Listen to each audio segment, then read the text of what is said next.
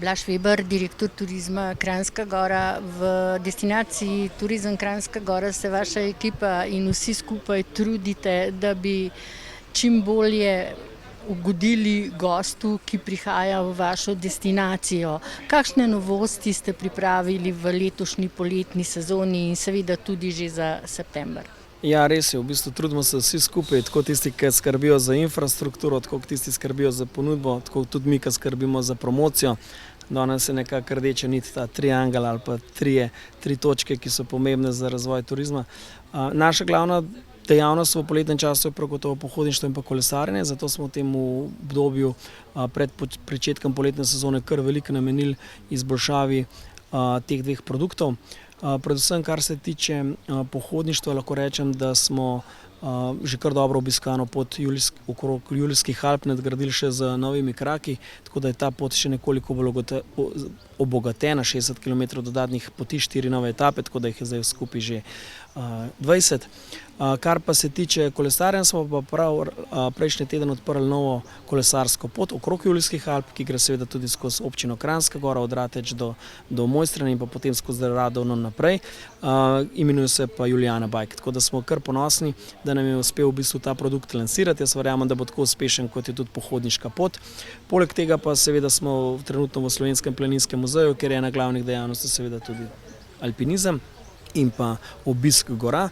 Zato smo v letošnjem letu skupaj z upravljalci Ferat na območju občine Kranjska Gora naredili akcijo Ljubitelji Ferat, kjer v bistvu želimo obiskovalcem predstaviti tudi režime, obnašanje in pa predvsem poskrbeti za njihovo varnost. Seveda smo izdali tudi zapestnice z logotipom Ferat po različnih krajih, od Hladnika do Grančiša in tako naprej, kjer seveda z simboličnim prispevkom 7 evrov prispevajo tudi k temu, da bomo še bolj izboljšamo samo varnost in pa vzdrževanje teh jeklenic. Tako da je kar veliko zadev, na katere smo bili seveda nekako skoncentrirani. Je pa seveda prejšnja leta v turizmu naredil kar nekaj vprašanj, na katere smo seveda iskali tudi odgovore. To je predvsem ta kar povečan obisk, bom rekel, teh enodnevnih obiskovalcev ob koncu tedna, ob večjih praznikih, v večjih kulturnih in pa športnih prireditev. Zato smo se skupaj z občino Kranjska Gora seveda lotili tudi strategije trajnostne mobilnosti, ki je v zaključni fazi. Imeli smo tudi že javno obravnavo in trenutno, bom rekel, nekako seciramo tudi te predloge, ki smo jih dobili od občanov in tistih, ki jim je mar za to, da se ta zadeva izboljša, in bomo nekako v mesecu septembru zadevo tudi zaključili in pa predstavili in upam, da tudi čim prej začeli izvajati. Začeli pa ste tudi z obhodom turistične patrulje, ki pa je kar uspešna v zadnjem času. Ja, lahko se rečem, da se trudimo na več načinov. Seveda si ne zatiskamo oči, da bomo za vsakim ukrepom rešili vse zadeve.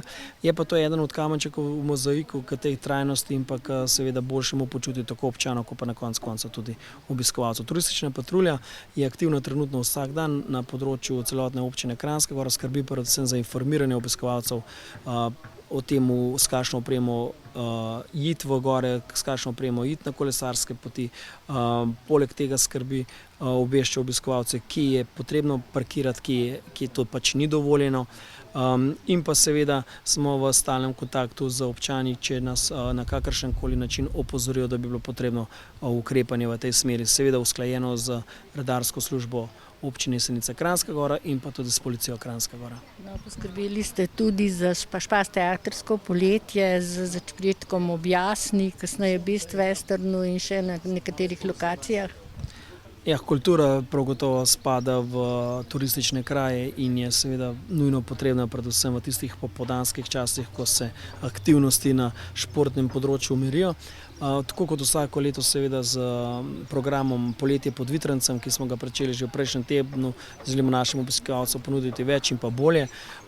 Zato smo se odločili in skupaj s Špasteatrom v Kranjski Gori gostimo tudi špasno poletje v mesecu juliju in pa avgustu. Poleg tega ponovno v Kranjsko Goro prihaja filmski festival konec meseca julija in pa izredno nas veseli, da ponovno prihajajo v na program v repertoar te večje športne prireditve. Goni poni, ki smo ga v lanskem letu prav tako imeli v mesecu septembru in pa letos prvič Špartan. Gre za dogodek, mednarodni športni dogodek, ki je nekako, lahko rečemo v narekovajih, oviratlon v slovenskem prevodu. Ga pa Kranjska Gora gosti prvič in za katerega upamo, da bo pripeljal v bistvu ljubitelji tega športa s čim večjih koncev sveta. No, pred dobrimi 14 dnevi pa ste nekako začeli, da bi ponudili gostu še kaj več o bistvu, o zdravstvenem načinu, o gozdu. Ste jih popeljali v gozd, sodelovanje z različnimi inštitucijami? Gre v bistvu za rdečo nit naše strategije razvoja turističnega produkta. Seveda vsi težimo, pa želimo k temu, da bi ta neokrnjena narava, ki nas obdaja, čim bolje jo izkoristili in oziroma od nje čim več povzeli, ob temu pa jo ne uničevali. In prav gotovo je gozdni turizem ena od takih produktov, ki si ga želimo v naši destinaciji razvijati. Zato smo tudi v sodelovanju z ekipo, ki se s tem strokovno ukvarja, organizirali tudi prvo testiranje.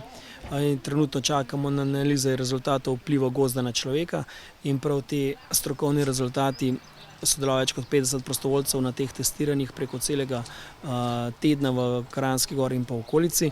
Prav te rezultati nam bodo dali potem neko podlago, na kateri se bomo odločili, kakšen gozdni turizem v nadalje razvijati. Ali se bo šlo tukaj v pravem gozdnega terapevta, seveda pa je naša cilj ali pa želja ustanoviti tukaj neko področje, kjer bi lahko v bistvu ljudi odvajali v objemu teh naših gozdov, tudi od teh elektronskih in pa vseh ostalih naprav, ki nas obdajajo, da bi se znali umiriti. In to je, mislim, da ena od, bom rekel, kar velikih potencialov tudi za razvoj ostalih produktov, ki jih destinacija Kranjska Gora v nadalje želi razvijati. Še v kratkem, PK9 je želja vseh turističnih delavcev in pa seveda gostincev, ne samo v Kranjski Gori, temveč po celotni Sloveniji, da bi čim prej zaživeli ti boni. Kar se tiče samega PK9, je želja je nekaj, realnost je nekaj povsem drugega.